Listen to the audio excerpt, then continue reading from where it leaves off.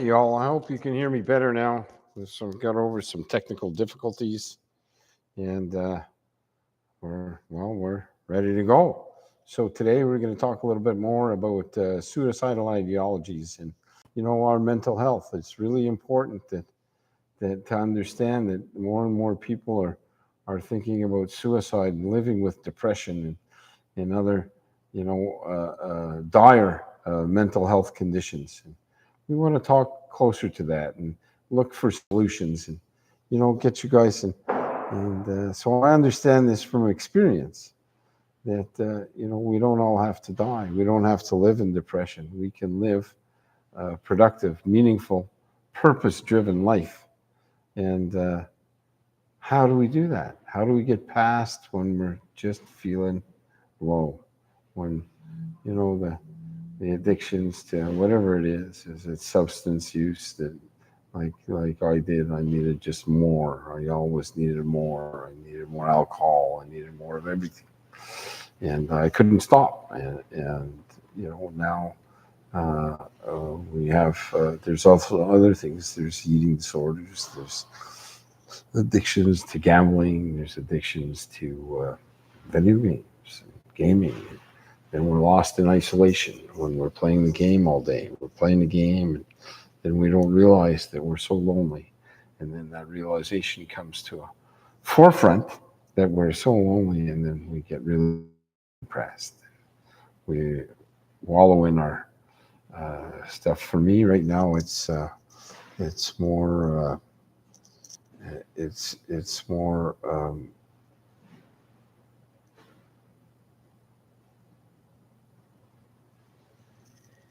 more of what it used to be like isn't there, but there's other sentiments sometimes, like imposter syndrome. Who am I to be talking about mental health? Who am I to be advising people when, well, I was suicidal? I have PTSD, I have ADHD, I had trouble learning.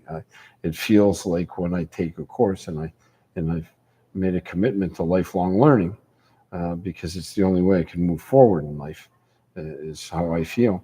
And and it feels like I have to work twice as hard as everyone else just to get going, just to get in there. So is it because I'm reading slower than others? Which, well, I do. I read slower than most people. Uh, there might be some dyslexia in there. Sometimes I see stuff backwards, or I read stuff out, and it's the opposite of what it's actually down on paper. And so that's apparently the definition of dyslexia. And but I've gone through life with these things and with the ADHD, and I can't pay attention sometimes to things, and I've worked a lot on that throughout the years. But there was a time when, well, I just didn't feel good enough, and it got me into deep, deep sadness and depression. And deep sadness and depression is just an awful, awful place to be. And I hope you're up here and you're going to subscribe and come on in and join us and subscribe to this network so that we can talk more on this, and so they can bring your questions forward. And it's just we have to we have to move forward with this. We have to help those around us that are suffering, rather than use the old kind of terms like "suck it up, buttercup," and tomorrow will be a better day. But maybe it will be a better day, but it's right here, right now, that I might need to talk, or I just might need to hear the words, "You matter." If someone's looking down around you, tell them that they're worthy. They're worthy of living life. Just those couple of words, it may be all they need to get through today. And so all we need to do is get through today, because tomorrow's another day. And if I can get through today being living in the present, and all these spiritual gurus talking about living in the present moment, it's easier said than done. But I really don't have to worry about tomorrow if I take care of today. And I really shouldn't live in the past. What's gone is gone. Let me remember so that I can learn from my mistakes, but not dwell upon them. I can't dwell upon them. I made so many mistakes. I failed so many times, and it's incredible. And every time I think of how much of a failure I am, then I read about someone successful who's failed over and over and over and over again until they got successful.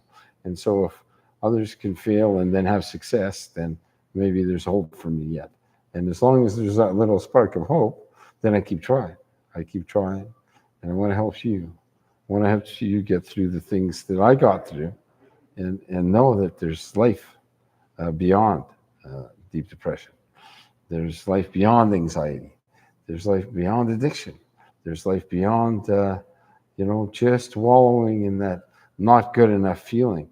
You are good enough and you are worthy. Remember that. You are good enough and you are worthy. And, we need to remember this. So there's just a little over 5 minutes for today. Let's do a little bit tomorrow. Now that hopefully you can hear me, and we've ironed out the sound challenges. And so this one for my laptop, I'll do another one tomorrow, maybe for my desktop, to make sure we've got them all doing. So I've got some equipment attached to my desktop, and it should be working really good. And I still have that imposter syndrome that goes, it's not going to work because it's me. But then it's me, and I'm here, and I'm in the present moment, and I live in gratitude today. So thanks all for tuning in. Don't forget to subscribe, and hit the button down below there that says subscribe. Send it to anyone you think might be challenged today, that maybe they're interested in finding out a little bit more about this suicidal ideology stuff, how we can help those around us and help them get through the challenges in life. Because, every one of us is worthy. Every one of us deserves to be well. And that's what I have to do.